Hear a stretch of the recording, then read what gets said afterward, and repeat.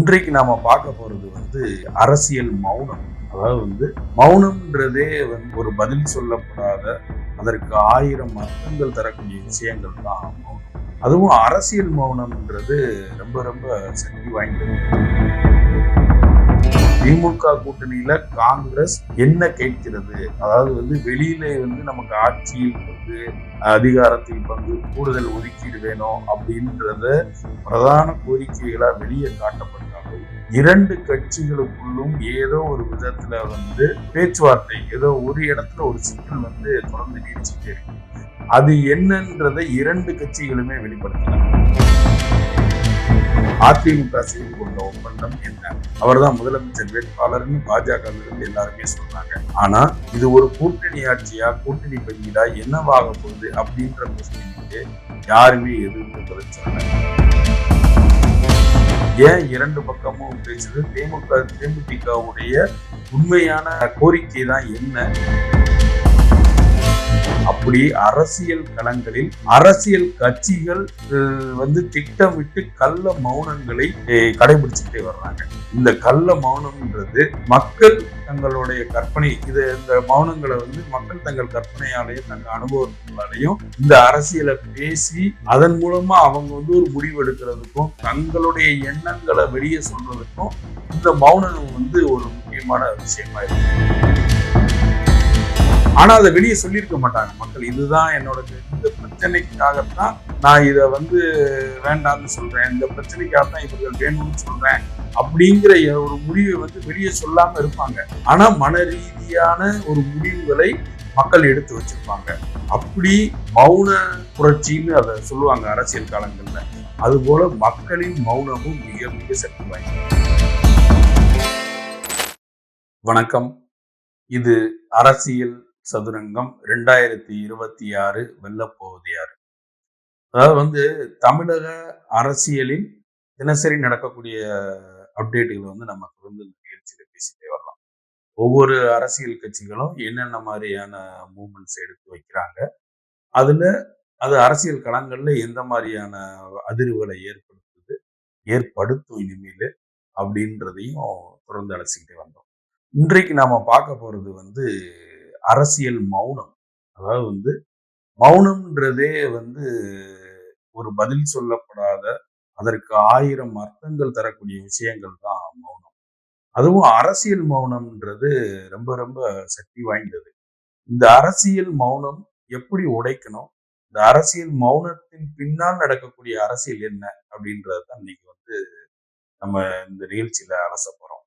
அதாவது புத்தர் சொல்லுவாரு, கடவுள் குறித்த கேள்விக்கு புத்தர் மௌனத்தை தான் விடையா அளிச்சாராம். அதாவது ஏன் அப்படின்னா, அந்த மௌனத்தை நீங்கள் உங்கள் அனுபவத்தை கொண்டு நிரப்பிக் கொள்ளுங்கள். அதுதான் அந்த மௌனத்தினுடைய விடை. அப்படி அரசியலிலும் நிறைய மௌனங்கள் நிறைய இடங்கள்ல, தேவைப்படக்கூடிய இடங்கள்ல நிறைய மௌனங்கள் மௌனங்களால நிரப்பப்பட்டுக்கிட்டே வருது. தொடர்ந்து இப்போ புதிதாக கட்சி தொடங்கி இருக்க தாவேகா இந்த மௌனத்தை ஒரு அரசியல் ஸ்ட்ராட்டஜிக்கலாவே தொடர்ந்து பயன்படுத்திட்டே வருது. எல்லா பெரிய பிரச்சனைகளுக்கும் தன்னுடைய மௌனத்தை மட்டுமே பதிலா சொல்லிக்கிட்டே வர்றாங்க. சரி, இந்த நடைமுறை சரியா? இந்த மௌனம்ன்றது சரியா? அப்படின்றதுதான் இந்த நிகழ்ச்சியில நம்ம அலச போறோம். அதாவது ஒரு அரசியல் என்பதே அரசியல் கட்சிகள் மட்டும் அரசியல்ல ஈடுபடல. இது ஒட்டுமொத்த மக்களுமே அந்த அரசியல் சார்ந்த நடவடிக்கைகள்ல ஈடுபட்டுட்டு தங்களோட எண்ணங்களை அதன் மேல டெய்லி பிரதிபலிச்சுக்கிட்டே இருக்காங்க. அந்த எண்ணங்களுக்கு தங்களுடைய கற்பனைகளையும் அந்த அரசியல் சம்பந்தப்பட்ட விஷயங்கள்ல சாதாரண 2 நபர்கள் அரசியல் பேசும்போது பாத்தீங்கன்னா, அதாவது இந்த அரசியல் கட்சிகள் விட்டு வைத்திருக்கிற மௌனங்களை அவர்கள் தங்களுடைய அனுபவத்தின் மூலம், தங்களுடைய கற்பனைகள் மூலம் நிரப்பிக்கிட்டே வருவாங்க. இந்த கட்சி இப்படி பண்ணுச்சான், இவர் இங்க இருந்து அங்க போறாராம், இது ஏன் இந்த கூட்டணிக்குள்ள வரமாட்டேங்குது உங்களுக்கு தெரியுமா, இவன் ஏன் இதுக்குள்ள வரமாட்டேங்காக தெரியுமா அப்படின்னு சொல்லி சாதாரண ஒரு நபர்களுக்கும் அந்த அரசியல் அந்த பேச்சு உரிமையும், அந்த கற்பனையும், அந்த அனுபவமும், அந்த அரசியல் கட்சிகளுடைய மௌனத்தை நிரப்பக்கூடிய அங்கீகாரம் அரசியல் சாதாரண நபர்களுக்கு கொடுக்குது. இது ஒவ்வொரு மனிதர்களுமே தனக்குண்டான அரசியலை ஒவ்வொரு காலகட்டத்திலையும் நினைக்கக்கூடியதை பேசிக்கிட்டே தான் இருக்காங்க. அப்படி அவர்கள் பேசக்கூடிய இடம் எது அப்படின்னு நம்ம எடுத்து பார்த்தோம்னா, அரசியல் கட்சிகள் திட்டமிட்டு செல்லக்கூடிய அந்த அரசியல் மௌனங்களைத்தான் மக்கள் வந்து பேசுகிறாங்க. அதாவது வந்து கூட்டணி குறித்து இப்போ வந்து இதுக்கு உதாரணமா நம்ம வந்து திமுக கூட்டணியவே எடுக்கலாம். திமுக கூட்டணியில காங்கிரஸ் என்ன கேட்கிறது? அதாவது வந்து வெளியிலே வந்து நமக்கு ஆட்சியில் பங்கு, அதிகாரத்தில் பங்கு, கூடுதல் ஒதுக்கீடு வேணும் அப்படின்றத பிரதான கோரிக்கைகளா வெளியே காட்டப்பட்டாலும், 2 கட்சிகளுக்குள்ளும் ஏதோ ஒரு விதத்துல வந்து ஒரு பேச்சுவார்த்தை, ஏதோ ஒரு இடத்துல ஒரு சிக்கல் வந்து தொடர்ந்து நீடிச்சுக்கிட்டே இருக்கு. அது என்னன்றதை 2 கட்சிகளுமே வெளிப்படுத்தல. அதாவது வந்து ஆட்சியில் பங்குன்னு வெளியே சொல்லப்பட்டதற்கு கிடையாதுன்னு திமுக தரப்புல சொல்லப்பட்டாலும், அப்ப கிளியர் ஆயிருச்சு. நீங்க கேட்டது எங்களால குடுக்க முடியாது. அப்போ நீங்க வந்து கூட்டணியில இருக்கணுமா? இல்லையான்றத வந்து இம்மீடியட்டா உடனே முடிவு பண்ணிடலாம்ல. அப்படி முடிவு பண்ண முடியாமலும் தொடர்ந்து வந்து நீடிச்சுக்கிட்டே இருக்கு. இதை எதிர்த்து பேசினவர்கள் நாங்க கூட்டணிக்குள்ளே தான் இருக்கோம்னு சொல்றாங்க. இதுக்கு முடியாதுன்னு சொன்னவங்களும் காங்கிரஸ் எங்களோட தான் இருக்குன்னு சொல்றாங்க. அப்போ அதை தாண்டி அதற்குள்ள இருக்கிற சிக்கல்களை மௌனமாக 2 கட்சிகளுமே கடக்குறாங்க. இந்த மௌனம் தான் இப்ப அரசியலுடைய மிக முக்கியமான விஷயங்கள். இதே மாதிரி அதிமுக கூட்டணிக்குள்ளேயும் நிறைய மௌனங்கள் இருக்கு. மௌனங்கள் நம்ம எதை சொல்லலாம்னா, இப்ப பாஜகவோடு அதிமுக செய்து கொண்ட ஒப்பந்தம் என்ன? அவர் தான் வந்து முதலமைச்சர். அவர் தான் முதலமைச்சர் வேட்பாளர்னு பாஜகல இருந்து எல்லாருமே சொல்றாங்க. ஆனா, இது ஒரு கூட்டணி ஆட்சியா, கூட்டணி பங்கீடா, என்னவாக போகுது அப்படின்ற கொஸ்டினுக்கு யாருமே எதுவுமே பதில் சொல்லல. சரி, மற்ற கட்சிகளை எப்படி அகாமடேட் பண்ணீங்க? என்ன பண்ணீங்க? இப்ப தேமுதிக ஏன் 2 பக்கமும் பேசுது? தேமுதிகவுடைய உண்மையான கோரிக்கை தான் என்ன? அது திமுகவோட போறதுக்கு எது தடுக்குது? இல்ல அதிமுகவோட இணையறதுக்கு எது தடுக்குது? அப்படிங்கிறத எல்லா கட்சிகளுமே, தேமுதிகவும் சரி, தேமுதிகவோட பேசக்கூடிய 2 திராவிட கட்சிகளுமே மௌனத்தை சாதிக்குது. அதே மாதிரி வந்து காங்கிரஸோடு தாவேகா பேசுச்சா? காங்கிரஸ் இன்னும் வேற யாரோடையும் கூட்டணி பேச்சுவார்த்தைகள்ல தாவேகா இருக்குதான்னா, வழக்கமாவே மௌன கட்சியா இருக்கக்கூடிய தாவேகா இதற்கு மௌனமாவே இருக்கு.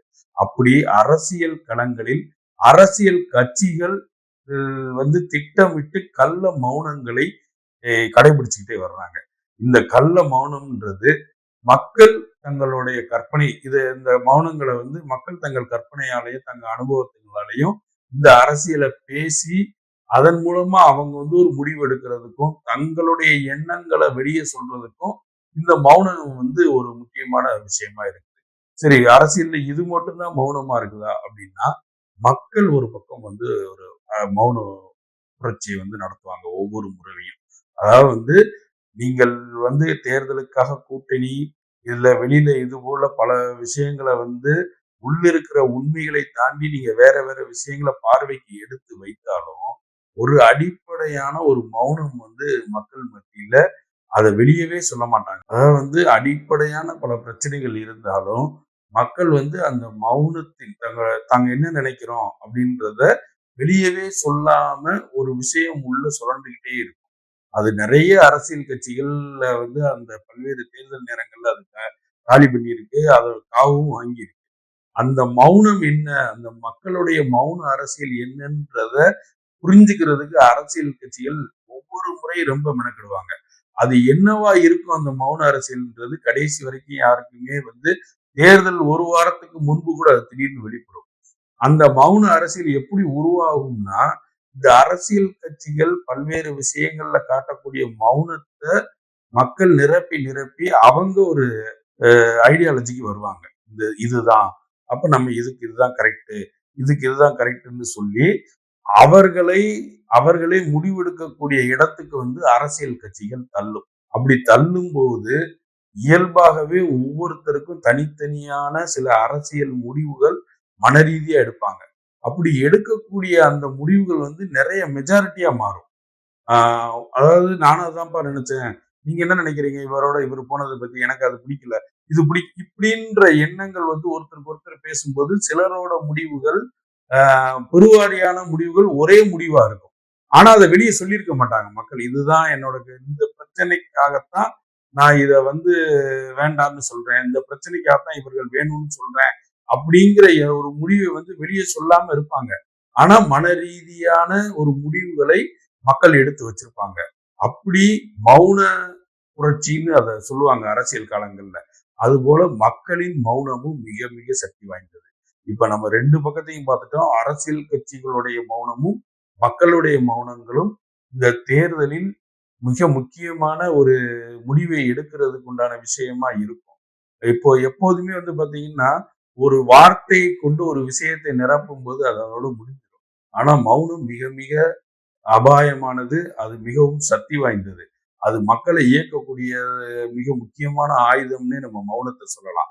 நீங்க செய்யக்கூடிய ஒவ்வொரு செயல்களுக்கும் உண்டான வினைகளை மௌனமாக மக்கள் வந்து பார்த்துக்கிட்டே இருப்பாங்க.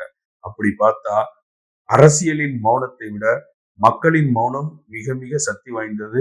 இந்த தேர்தலில் இந்த வரக்கூடிய 2026 தேர்தல்ல மக்களுடைய மௌன புரட்சி அப்படின்றது என்ன? அது என்னவா இருக்கும்?